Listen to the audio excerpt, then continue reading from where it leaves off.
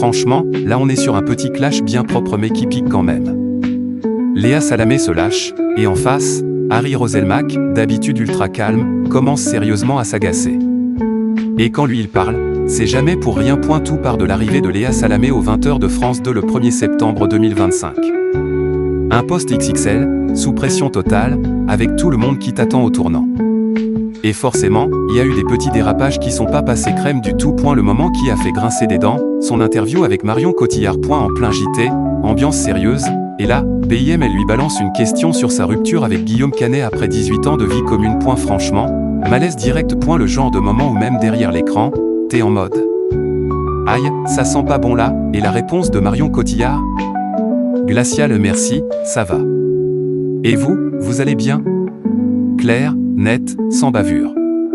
Un petit recadrage tranquille, mais efficace. Résultat, les réseaux s'enflamment. Ça parle de questions déplacées, de manque de timing, de mélange des genres, bref, le bad buzz classique mais bien violent.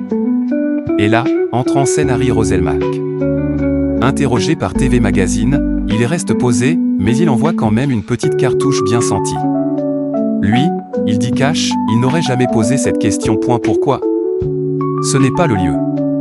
Et là, ça fait-il parce qu'il rappelle un truc essentiel, le JT, c'est pas une émission people. Les gens regardent pour l'info, pas pour la vie privée des invités. Franchement, difficile de lui donner tort. C'est pas un clash violent, mais c'est un tacle propre, maîtrisé, qui remet les bases. Elle ne démonte pas Léa Salamé non plus.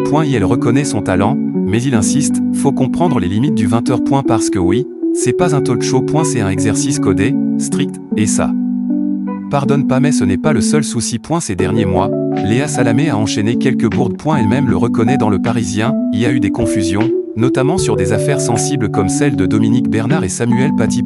Là, on n'est plus dans le petit malaise, on est sur des sujets ultra graves. Du coup, en interne, ils ont resserré les vis, plus de communication entre les équipes, nouveau process pour éviter les erreurs. On sent clairement que ça bosse en coulisses. De son côté, Léa Salamé joue la carte de l'humilité.